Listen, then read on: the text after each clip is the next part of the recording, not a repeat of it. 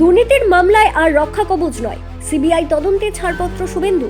Zero tolerance বার্তা নতুন সরকারের। সরকার এসে দুর্নীতির বিরুদ্ধে কড়া অবস্থানের বার্তা দিলেন মুখ্যমন্ত্রী শুভেন্দু অধিকারী। বুধবার নবান্নে সাংবাদিক বৈঠক করে তিনি জানালেন, আগের সরকারের আমলে যেসব দুর্নীতিগ্রস্ত আমলা ও আধিকারিকদের বিরুদ্ধে বিচার প্রক্রিয়া আটকে রাখা হয়েছিল, সেই সমস্ত ক্ষেত্রে আর কোনো বাধা রাখা হবে না।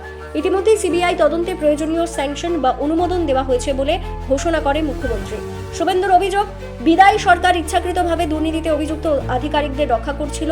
তার কথায়, যে সমস্ত আধিকারিকরা দুর্নীতিগ্রস্ত তাদের বিরুদ্ধে সিবিআই বা আদালত নিযুক্ত তদন্তকারী সংস্থার চার্জশিট দাখিল, শাস্তি বা বিচার প্রক্রিয়ার জন্য সরকারি স্যাংশন প্রয়োজন হয়। বিদায়ী সরকার সেই স্যাংশন আটকে রেখেছিলেন দুর্নীতিগ্রস্ত আমলা ও আধিকারিকদের বাঁচানোর জন্য।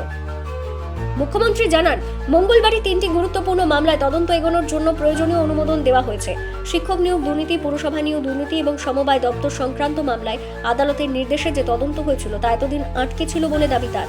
আজ আমরা সিবিআইকে স্যাংশন দিয়েছি, অর্ডার বেরিয়ে গিয়েছে বলেন শুভেন্দু। নতুন সরকারের অবস্থান স্পষ্ট করে মুখ্যমন্ত্রী জানান, দুর্নীতির বিরুদ্ধে তাদের নীতি হবে জিরো টলারেন্স। প্রশাসনিক মহলের মতে, ক্ষমতায় আসার পর থেকে বিজেপি সরকার আগের সরকারের বিরুদ্ধে ওঠা দুর্নীতির অভিযোগগুলিকে রাজনৈতিক এবং প্রশাসনিকভাবে সামনে আনতে চাইছে। মঙ্গলবারের এই ঘোষণা সেই কৌশলেরই গুরুত্বপূর্ণ অংশ বলে মনে করা হচ্ছে। একই দিনে তিনজলার ভয়াবহ অগ্নিকাণ্ড নিয়েও কড়া অবস্থান নেন মুখ্যমন্ত্রী। চামড়ার কারখানায় আগুন লেগে 2 জনের মৃত্যু এবং 3 জন গুরুতর জখম হওয়ার ঘটনায় ক্ষোভ প্রকাশ করে শুভেন্দু জানান, সংশ্লিষ্ট কারখানাটি পুরোপুরি বেআইনিভাবে চলছিল। তার দাবি, কোনো অনুমোদিত বিল্ডিং প্ল্যান ছিল না অগ্নি নির্বাপন ব্যবস্থাও। মুখ্যমন্ত্রী ঘোষণা করেন, অবৈধ নির্মাণ এবং বেআইনি কারখানার বিরুদ্ধে কঠোর পদক্ষেপ নেওয়া হবে। সংশ্লিষ্ট কারখানার বিদ্যুৎ সংযোগ পাকাপাকিভাবে বিচ্ছিন্ন করে দেওয়া হবে এবং বেআইনি নির্মাণ ভেঙে ফেলা হবে বলেও জানান তিনি। কলকাতা পুলিশ ইতিমধ্যেই কারখানার মালিক এবং ম্যানেজারকে গ্রেপ্তার করেছে। রাজনৈতিক পর্যবেক্ষকদের মতে, দুর্নীতি ও বেআইনি নির্মাণ এই দুই ইস্যুতেই নতুন সরকার শুরু থেকেই কঠোর প্রশাসনিক বার্তা দিতে চাইছে। ফলে ক্ষমতায় আসার পর প্রথম কয়েকদিনের পদক্ষেপ থেকে বিজেপি সরকারের প্রশাসনিক অগ্রাধিকারের ইঙ্গিত স্পষ্ট হয়ে উঠেছে। আমরা যেটা আজকে সই করলাম, সিবিআই 4টি মামলা গত 4 বছর আগের মুখ্যমন্ত্রী, স্বরাষ্ট্রমন্ত্রী, বিধায়ক আটকে রেখেছিলেন। প্রসিকিউশন বা চার্জশিটের ক্ষেত্রে স্যাংশন, অর্থাৎ যে সমস্ত আধিকারিকরা দুর্নীতিগ্রস্ত তাদের বিরুদ্ধে সিবিআই বা অন্যান্য কোর্ট নিযুক্ত তদন্তকারী সংস্থা তারা চার্জশিট দিয়ে তাদেরকে পানিশমেন্ট বা প্রসিকিউশন দেওয়ার ক্ষেত্রে স্যাংশন নিতে হয় আইন অনুযায়ী।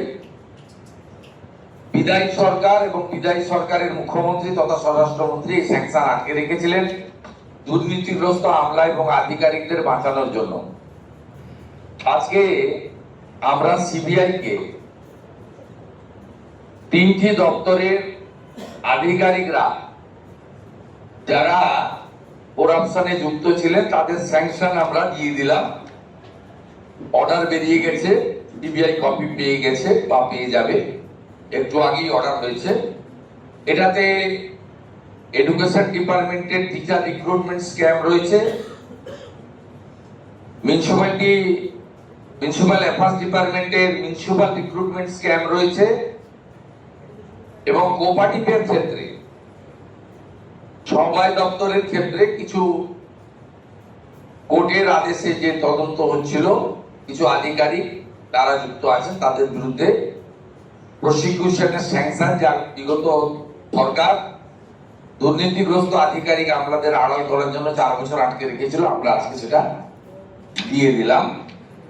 এটা আপনাদের মাধ্যমে জনগণকে জানালাম যে